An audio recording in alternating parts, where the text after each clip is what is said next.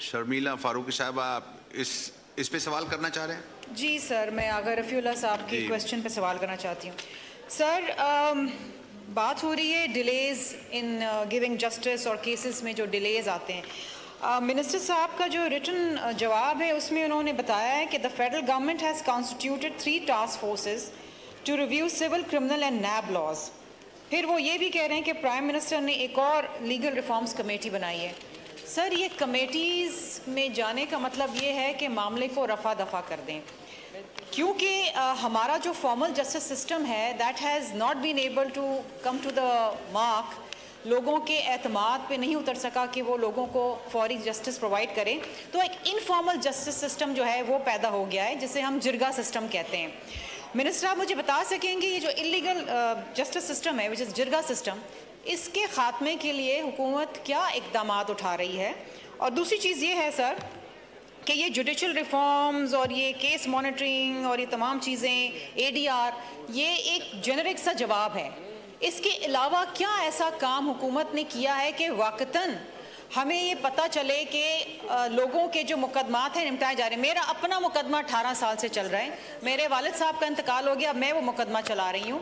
So if some one like me who's been a parliamentarian for the last 15 years, میں اپنا مقدمہ نہیں لڑ پا رہی ہوں ان عدالتوں میں، تو باقی بیچاری عوام کا کیا حال ہوگا؟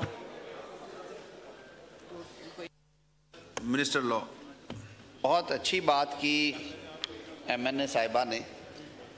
جواب میں وہ تفصیلات دی گئی ہیں کہ ہمارے منشور کی بات ہو، پاکستان پیپلز پارٹی کے منشور کی بات ہو، ہماری اتحادی جماعت متحدہ قومی موومنٹ کا منشور ہو، IPP کا ہو، مسلم لیگ کا ہو، ہر جگہ پہ سر یہ بات ہے کہ انصاف کا نظام جو ہے اس میں تنزلی آئی ہے، اپ ٹو مارک نہیں ہے.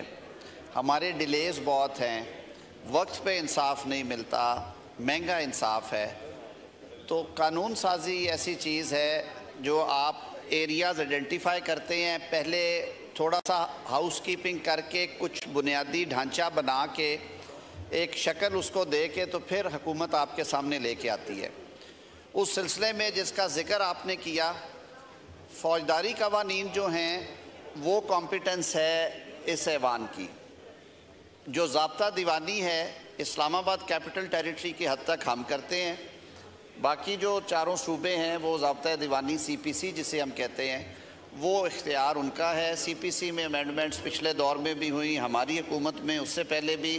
صورتحال پہلے کی نسبت کچھ بہتر ہے لیکن ابھی بہت کچھ ہونے والا ہے. فوجداری قوانین میں بہت عرصے سے میجر ریفارم نہیں ہوئی. 70s میں ایک لا ریفارم لائی گئی تھی، اس کے بعد کو بڑے لیول پہ 1990-91 میں ہوئی، پھر 12-13 میں، لیکن اب بہت سارے سالوں سے نہیں ہوا. تو فرسٹ فیز میں جو ضابطہ ہے فوجداری کا، کرمنل پروسیجر کوڈ، اس میں ہم نے ایک جامع پیکج مرتب کیا ہے جو کہ کابینہ میں جا رہا ہے اور وہ آپ کے سامنے پیش کیا جا رہا ہے، جس میں arrest, detention, registration of FIR، refusal کی صورت میں ریمیڈیز کیا ہوں گی. ہمارے یہاں آپ نے دیکھا ہوگا کہ FIR درج کرانا سب سے آسان کام ہے اور FIR سے نکلنا سب سے مشکل کام ہے. اس کو ہم سٹیجز میں دے رہے ہیں، جانے کی کوشش کی جا رہی ہے. اگر اس میں ڈیلے آتا ہے تو اس کے لیے کیا ایکشن ہے وہ تجویز کیا جا رہا ہے. اس کو کتنا کوئک ہونا چاہیے کہ ریزنیبل ٹائم ہو، تفتیش کمپلیٹ ہو. جو لوگ تفتیش کے دوران بے گناہ ہو جاتے ہیں، یعنی پولیس رپورٹ مرتب کرتی ہے کہ ان کا لینا دینا نہیں ہے، وہ جب عدالت میں جاتے ہیں انہیں ضمانت نہیں ملتی کیونکہ لیگل ایشوز ہیں اس میں انوالو ہو جاتے. تو یہ ساری چیزیں جو ہیں ان پہ یہ ایک جامع پیکج ہے. ٹرائل کی ٹائم لائنز بھی ہیں، اس میں ہائی کورٹ لیول پہ سرویلنس کمیٹیز بھی بنائی جا رہی ہیں، ہائی کورٹ کے ججز کو یہ اختیار دیا جا رہا ہے. تو انشاءاللہ العزیز یہ چیزیں آنے والے دنوں میں یہ پلیس کی جائیں گی، آپ کے سامنے ایک بل کی شکل میں انٹروڈیوس کیا جائے گا. اور میں یہ توقع رکھتا ہوں کہ آپ کی پراپر انپوٹ آئے گی، اس میں کمیٹی میں آپ جب لے کے جائیں گے اس کو دیکھیں گے اور ایک اچھا قانون ہم دیں گے جس میں میجر ریفارمز ہیں.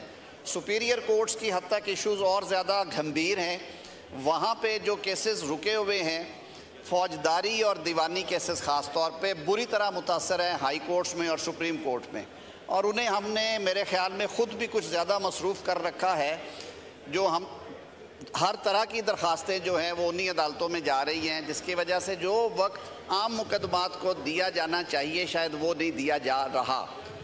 تعداد بڑھانے پہ آئیں اس پہ کنٹروورسی آ جاتی ہے، جورسڈکشن کی بات کریں اس پہ کنٹروورسی آ جاتی ہے، اس پہ بھی ہمیں سوچنا ہے، اس پہ بھی ہمیں بات کرنا ہے کہ یہ نظام کیسے آگے چلے گا۔ نظام چوک ہو چکا ہے۔ سپریم کورٹ میں 2016-17 کی جو لیو ٹو اپیل ہے، پٹیشنز یعنی کہ کیس آگے چلنا ہے کہ نہیں فوجداری نوعیت کا، وہ پڑی ہیں عمر قید والے لوگوں کی۔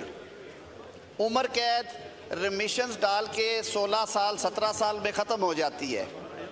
ہائی کورٹ اور ٹرائل کے 5-7 سال لگانے کے بعد جب معاملہ سپریم کورٹ میں پہنچتا ہے تو اگر 8 سال اور 9 سال سپریم کورٹ میں پینڈنگ رہنی ہے اپیل، تو جس دن اس کو رہائی ملے گی یا ریلیف ملے گا آلریڈی وہ 16 سال 17 سال جیل میں گزار چکا ہوگا۔ یہ وہ سوال ہیں جن کا ہمیں جواب دینا ہے۔ اس کے لیے بھی ہم انہی ٹائم لائنز کو سامنے رکھتے ہوئے جو ممکنہ تبدیلیاں ہیں قانون میں وہ سجیسٹ کریں گے انشاءاللہ العزیز، اور آپ لوگوں کی یہ ذمہ داری ہے کہ اسے ایگزامن کریں اور لوگوں کی آسانی اور سہولت کے لیے جو ممکن ہے وہ پارلیمان کرے، کیونکہ پارلیمان کا پہلا کام جو ہے وہ قانون سازی ہے۔ باقی ایشوز پہ بات کرنا ہے ہمارا، لیکن وہ ایگزیکٹو کو آپ ڈائریکشنز دیں کمیٹیز میں، لیکن قانون سازی میں آپ کا انٹرسٹ، آپ کی سنجیدگی ہونی چاہیے۔ وہ قوانین بنائیں جن کی وجہ سے عام آدمی تک انصاف کی رسائی جو ہے وہ آسان ہو، سستی ہو اور ممکن ہو۔ جی